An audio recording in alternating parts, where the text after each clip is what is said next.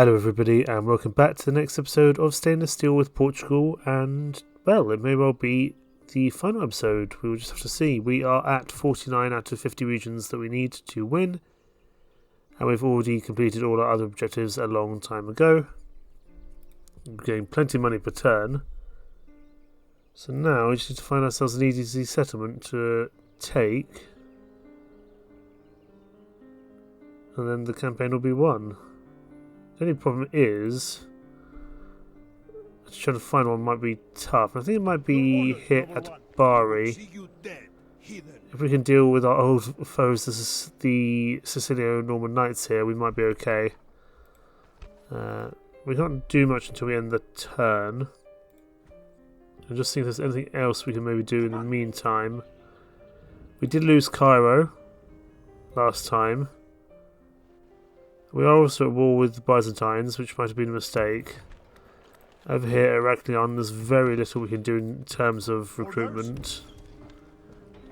So, Heraklion is very underguarded. And we also took out Luxor, which I think is going to have some issues, because I think there's a Egyptian force on the way there. Gaza, however, looks relatively underguarded. So I wonder if we can make a push towards there as a little bit of a backup option. Okay, we can take 5 units here, so we'll just take some more militia out of Damietta. Just go assist them. And inside Damietta we will recruit, well, we'll recruit some peasants because that's all we can recruit. Inside Alexandria we can assist some merchant cavalry militia.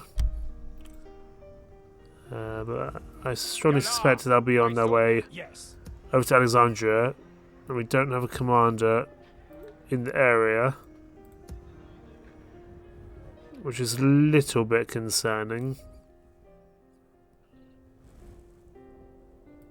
Let me strike, my lord. So we might need to turn Bernardo de Ponte back, depending on how that goes. We're still under orders to not attack England, but I'm kind of not caring what the Pope does anymore at this point. But this Pope is 27, it's going to be a long time before he dies. That being said, I'm sure the campaign will be long done by then. For now we're going to end the turn, because I'm going to make a move towards Bari next turn. Because if we can take Bari before we lose any other settlements, that would technically be our 50 required for victory. I think. I mean, I think Egypt's going to come and attack Alexandria or one of our other settlements in the Holy Land or in that part of the world. We'll just have to see. And it will be quite a tough fight, I think, going up against those troops outside Bari, but it might be enough. And if we can take them out, well then we'll have won, I think. Let's hope anyway. But what are the Fatimids going to do with Damietta and Alexandria? Hopefully nothing. We do have a full stack in the area, which we can use to defend. You're going for that fort, which is good. I don't mind you going for the fort, because that just buys us time. If they're going to stand outside Cairo, I might be able to take Cairo off Egypt as well. And we might not even need to go after Bari, to be honest. You're going to go for Alexandria, as expected. Yeah, yes, you are. We've got a lot of money. Maybe we can just bribe that force to go away at Alexandria. Especially as we have a diplomat right next to them. To the walls! We are besieged! Okay, there's plenty of forces coming in the Holy Land. I don't think that force actually attacked down at Luxor, so we should be okay there. I think we just got away with that. We've got plenty of money, so really actually now money is not a problem. The problem is recruiting troops quickly enough in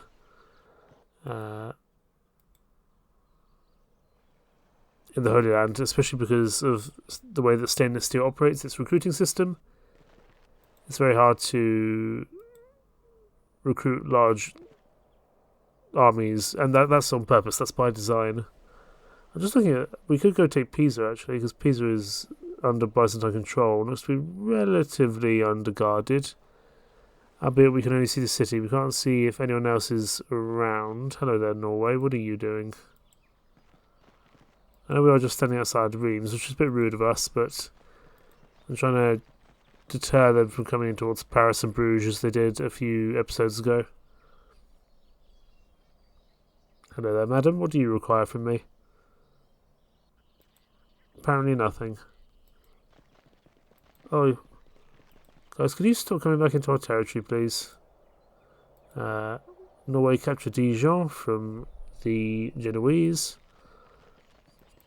I think Norway is slowly growing in power again.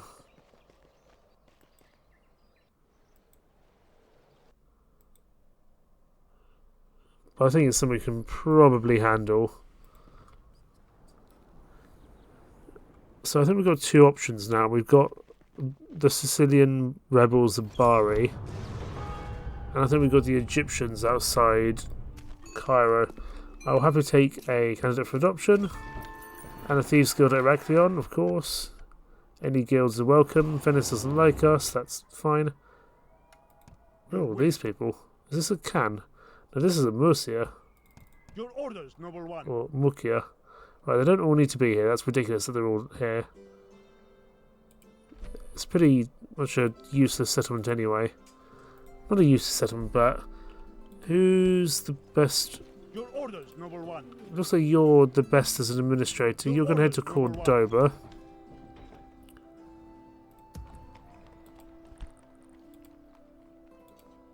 Then I really don't need to keep any of you guys here, to be honest. You can go with Duarte de Sa. Orders. Joining the fleet. And he's going to come... Actually, he can come. They can come join the Italian invasion. Norwegian Cardinal, that's fine. Norway are at war with the Novgorods, as well as the Venice and the Byzantines. And the Grand Duchy of Kiev and Seljuk Sultanate are allies, perhaps thinking there might be a much larger problem than each other. Alexandria's besieged, that's fine. We have lost a couple of priests, that's also okay. And we've also got a new kid in the capital. Yes? Jose Raposo. He's unmanly and lame of loin. You're a bit of a no-hoper, I think there, Jose. Orders. You can go look after Leon. We continue tomorrow, my lord. Cordoba. You're pretty good, actually. Your orders, Prince, you're the same. What were we doing with you? We were sending you up towards Bordeaux or Yes. something like that, weren't we? Your orders, noble one. Whether you survive, I mean, Your orders, noble one. you're the faction and you're 70. You're doing pretty well. But I think you may not survive. We'll have to see. Now then, they didn't actually attack us at Luxor, which is good. But they do have trebuchets and Mamluk archers, so holding on to Luxor I think will be tough. Especially without a general in the area. Alexandria is under siege. Damietta, is there anything we can recruit here? We can recruit some troops, that's fine. Name thy enemy, lord. I will not waste words on you, infidel. Now, if these guys get battle, we might be able to fight and take Cairo back. And it would be quite fitting to take Cairo back as our final settlement. We march on our victims. Unfortunately, though, Captain Yakub doesn't have the little symbol by his name, showing that he would lose the settlement. Fine, let's withdraw for that for now. We know that's an option at Cairo. Let's have a look at Bari. Your orders, noble one. See, there's the symbol. With us, men. So if we win here at Bari against Captain Roberto and Captain Gultiero, that'd be good. But these troops are high quality, my word. Just looking at their experience and just the amount of heavy cavalry. But the one thing is that unit of Sicilian Northern Knights, which is the commanding unit because it's got the gold star by it, has only got 11 troops in it, so we might be able to knock that down. I reckon we'll have a go here at Bari, and failing that, we'll have another go at Alexandria. I think that makes sense. Let's just quickly save. And let's pop in. We'll give this a go. We march to battle. So, can we win here at Bari and finish the campaign? Or will we have to try for Alexandria as well? If we win this fight, we take Bari. If we lose this fight, our forces in Italy are severely weakened. And looks to be a big hill here. It's just a rebel fight here, but it's a big one. Let's give the speech a listen.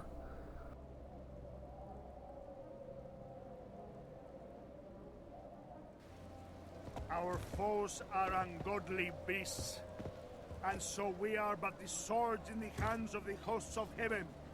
We do God's glorious work, and if we fall, we do so in His cause. If we triumph, we do so because He has willed it. Now, bow your heads. Then let's to the appointed task. These rebellious knaves and villains are not fit to breathe the same air as we honest men. They must all die before dawn comes again. This is a mercy, because they richly deserve the gallows for turning against their betters.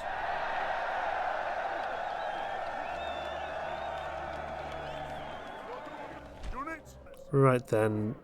Okay, we've got a decent map here, which is good because we've got very limited heavy cavalry here. The majority of our cavalry is light skirmisher cavalry, which is not actually a bad thing because we can use that hopefully fairly effectively against their heavy cavalry. We need to damage them as much as possible because otherwise we're going to struggle, I would think. You guys need to not be on skirmish mode, please. We need you to keep shooting. And our skirmisher cavalry can just stand at the front here. The enemy are bringing in reinforcements. Let's give this a go. We need to try and deal with the heavy cavalry units with our skirmisher cavalry here. Arguably that's the only unit we need to deal with over there, but we have to deal with the other army as well.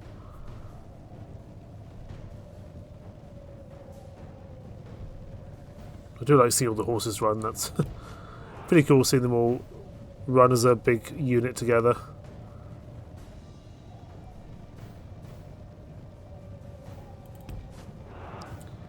Now then, we need to focus these Sicilio-Norman Knights more than anything else really. So I'm actually going to tell them to not fire at will. I want them to be on skirmisher, but I want them to focus on the units of heavy cavalry here. The Sicilio-Norman Knights, the Mailed Knights, etc. They will take some return fire from the Muslim archers, Genoese crossbowmen in the area. But this is important. We need to... Right, they can go back on fire at will now because all there's really around is these guys. But this is important. We need to use our skirmish cavalry here. Even if they all die, it's important to knock out as many of these heavy cavalry units as possible. I don't mind if we lose some to archer fire. That's not a problem. But weakening these units is vital for our general survival, I would say. With that unit of Sicilian Norman Knights is shaken, it's almost nearly been destroyed. Excellent. Pull back, let's take out this other group of spearmen here. You are out of ammo, so you pull back. You're no longer useful in this engagement, please. Maybe don't run into the spearmen, that would be a bit silly of you. You can now run back up the hill, that's fine.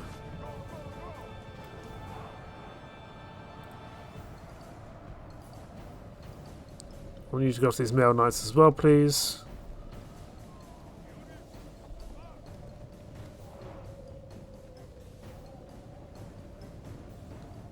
The spearmen don't really worry me. I kind of prefer you after these mailed knights.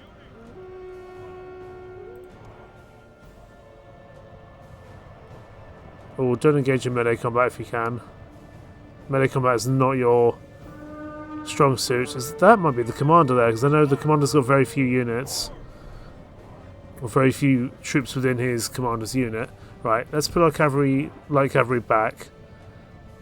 They've done a great deal of good damage here. They can meet back up with their comrade. In fact, we'll group all our cavalry together. And they can just live here for the time being. Get them moving.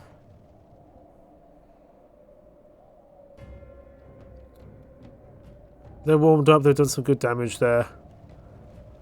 We weren't able to kill the commander, but that's fine. What we've done is managed to deal with a lot of the heavy cavalry, which is what we needed to do. Now there is still a unit or two that looks pretty strong, but makes life a lot simpler to deal with them now, I would say. Let's let them come towards us. They are rebels, they should eventually come in once they've formed up. They should attack. They usually do. They might consider it a better option to wait. No, they're not going to move. Are they going to move? Let's see if once this unit rejoins the party. Still so much heavy cavalry for us to deal with, my word. Certainly a lot less.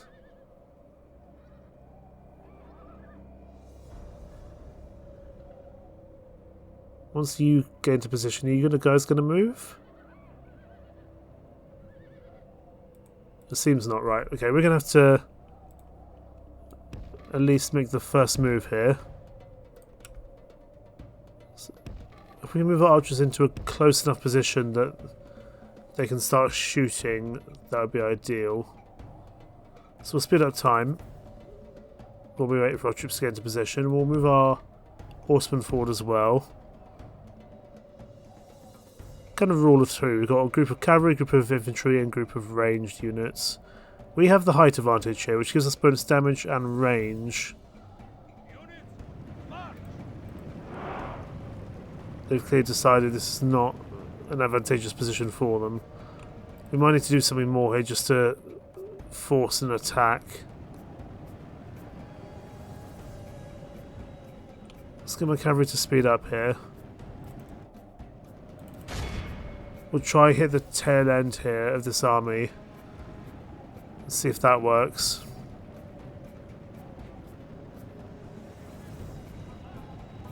Now they're turning back round.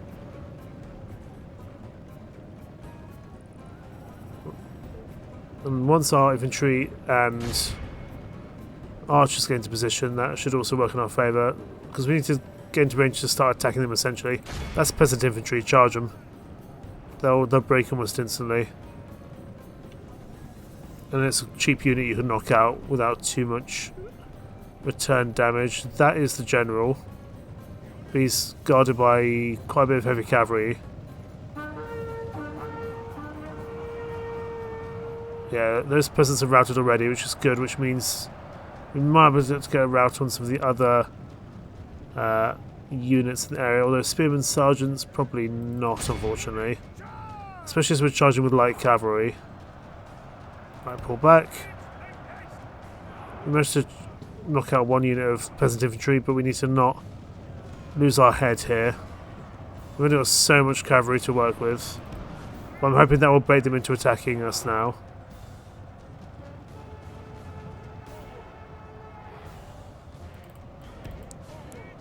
There's a bunch of archers over there we might be able to grab if we're lucky. I don't really want to be charging into the spearmen. We've got plenty of archers here, which would be a good thing for us to attack, I would say. No, not these guys. These guys here, please. Charge the archers, please.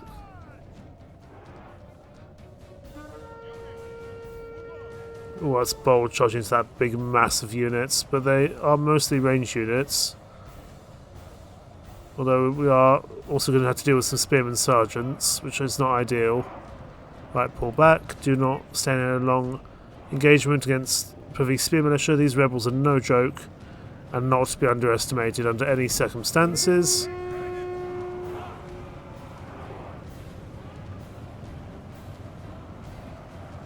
Okay, their knights are now charging us. Good. This is what I wanted. Although I want my feudal knights to move a little bit quicker than they are doing. Well, I think their archers are actually shooting. So I want our own archers to start shooting at them, if possible, before we engage them.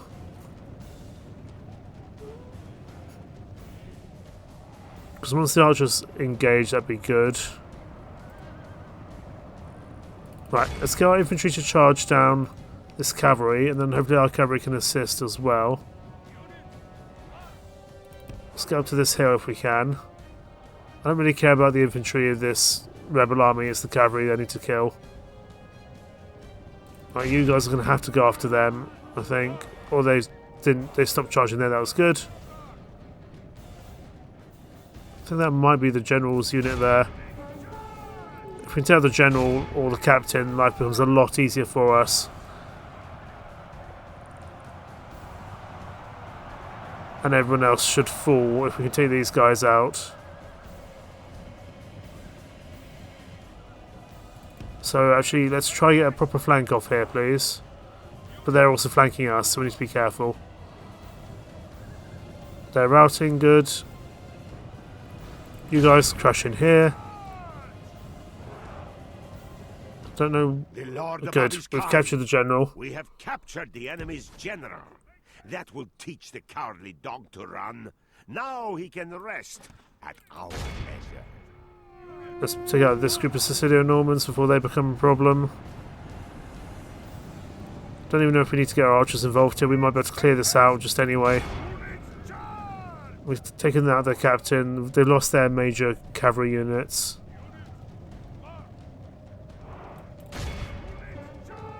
Let's see if we can get this done. We may not need to rely on our archers, but we'll move them forward just in case they're needed.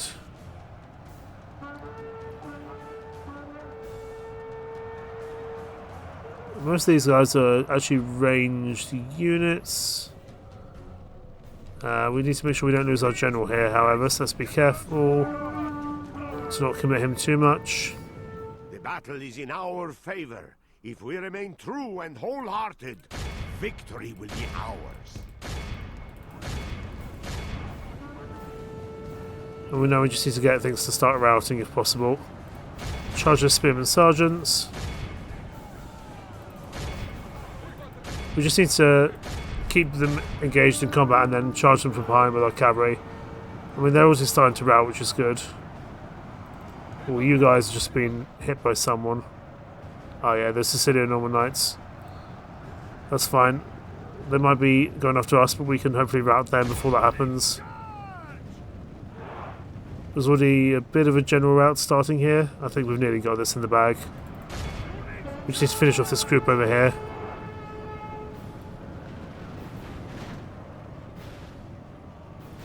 You guys come here, deal with these guys. These Pavese Spear Militia, please.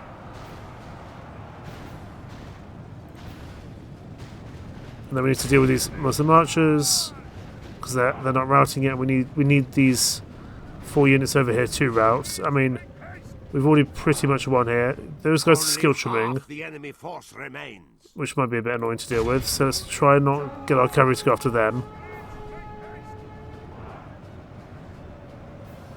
Skill trim against light cavalry is pretty effective, so it's a good thing for them to have done.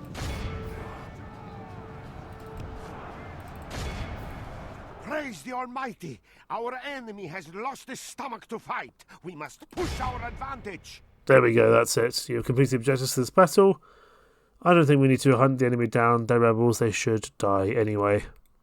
The enemy are overcome. This is a great victory, worthy of only the mightiest of generals. Well done, Gabriel the Chivalrous. By using our cavalry effectively, we've pretty much nullified what was a pretty tough Sicilian rebel force. And that should be Bari 1, if I'm not mistaken. That should be the campaign one. Let's have a look here. A most honorable victory, my Most noble honourable lord. victory. Your orders, noble one. Gabriel the Chivalrous picks up promising commander. This man has gained a command star thanks to his battle antics. He's 58. He's never going to be spectacular, but he's good. He's a good enough general. And we can take Bari here. Will be with us, men. And let's just sack this place. God has granted his faithful this victory. Your courage has prevailed. These lands are yours, my lord.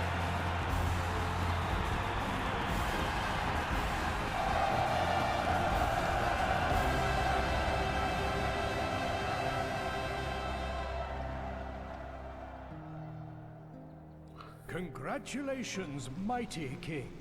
You have led your matchless heroes through countless triumphs and won for Portugal undying fame and a magnificent empire, from whose throne all history does unfold.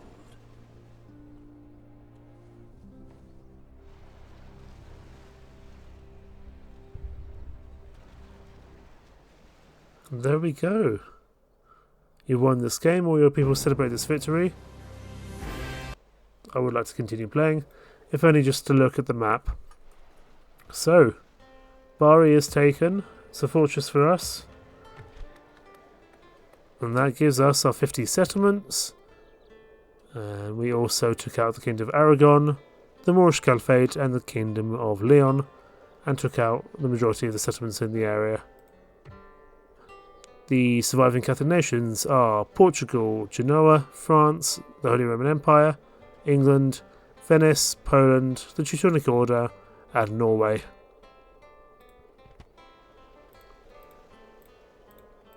And the factions to die? Well, I didn't even realise the Crusader states died. They must have been taken out by either the Moors or the Fatimid Caliphate. They've only recently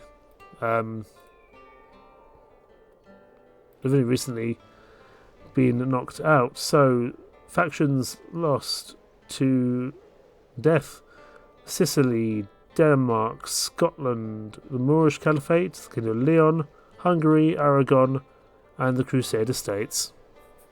And we can even request a crusade. We'll request them for Jerusalem. Why not? Feels like something, feels like something we should do, going for Jerusalem. Our overall ranking, we ended up just on top. We go to top 5 factions here. Ourselves, the Golden Horde, the Byzantine Empire, Norway, and the Khwarezmians round out the top 5. In terms of faith, ourselves, Venice and Norway, in a bit of a battle here to try and control the College of Cardinals, but with Pope Pius XIII only 28 years of age and a chosen one, I imagine he would be on the Holy See for a long time to come. So yes, definitely not a campaign where we're taking out every single settlement, because that would take an absolute age on stainless steel. We've barely scratched the surface of this map. We've only really taken out North Africa and some of Western Europe.